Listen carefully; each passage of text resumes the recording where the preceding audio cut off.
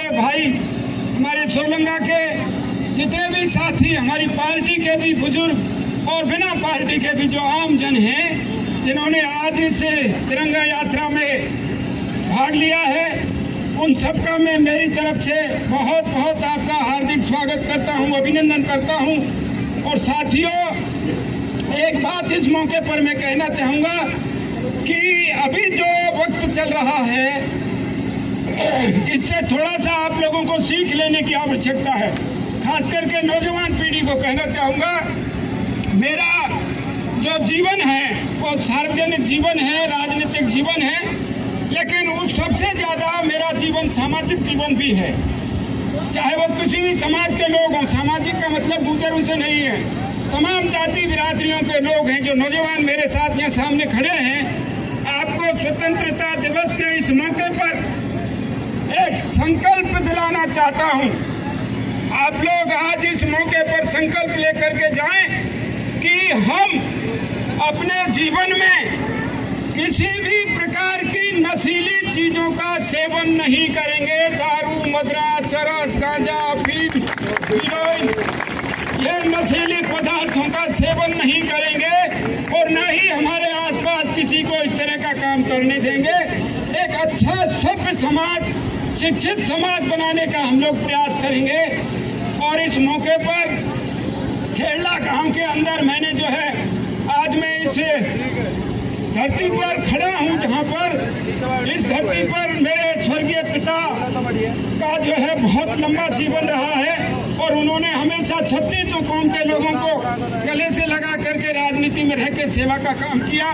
आज मैं उनको भी याद करता हूं, उनको नमन करता हूं उनके चरणों में। और इस मौके पर हमारे राजस्थान के सम्माननीय मुख्यमंत्री अशोक गहलोत जी को भी याद करता हूं, उनको धन्यवाद देना चाहता हूं इस मौके पर कि खेड़ला जैसे छोटे से गांव में उप तहसील बनाई है और महुआ साहब के नाम से एक बहुत बड़ा खेल स्टेडियम का निर्माण, आप इस जमीन के पीछे देख रहे हैं, सफाई का काम चल रहा है। स्टेडियम का काम अगले मार्च तक कंप्लीट होकर के और इस क्षेत्र के नौजवानों को खेल की प्रतिभा दिखाने के लिए आपको समर्पित कर देंगे।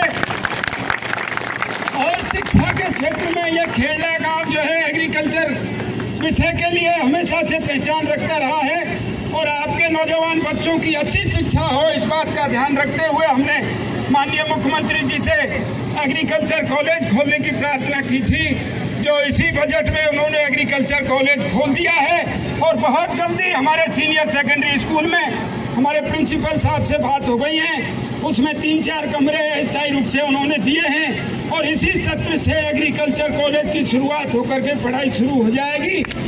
और अब मैं आपसे इतनी ही विनती करना चाहता हूं कि आपके आसपास के वातावरण पर नजर रखिए। क्या आपको घर से बाहर निकलते ही सरकारी दफ्तरों में अगर कोई काम पड़ रहा है तो क्या बिना परेशानी के वो काम हो रहे हैं? क्या बिजली, पानी, तहसील, पंचायत समिति, थाना, इन सब में अगर आप कोई फरियाद लेकर के जाते हैं तो क्या बिना रिश्वत दिए आपके काम हो रहे हैं? नहीं हो रहे हैं। जनता को बुरी तरह से लूटा जा रहा है।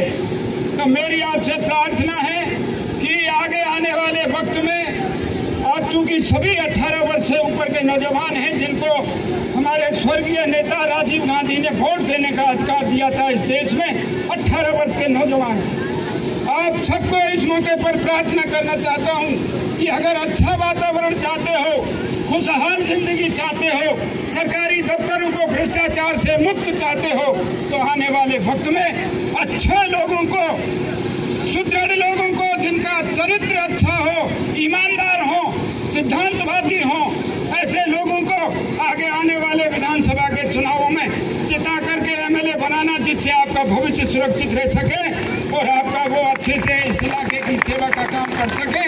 और आज़ादी के इस अमृत महोत्सव पर मैं आपको एक बार पुनः, जितने भी यहाँ पधारे हैं इस इलाके के बुजुर्ग लोग, पंच पटेलान, उनको एक बार पुनः आपका स्वागत भी करता हूँ, अभिनंदन करता हूँ।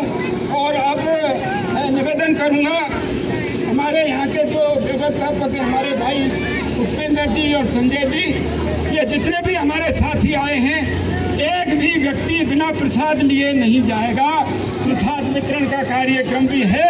आप सब लोग प्रसाद लेकर के अपने अपने घरों को जाएंगे और ईश्वर से प्रार्थना, आप लोग हमेशा आपके चेहरे पर मुस्कुराहट रहे, मस्त रहो, आनंदित रहो और इसी प्रकार जीवन में फलते फूलते रहो।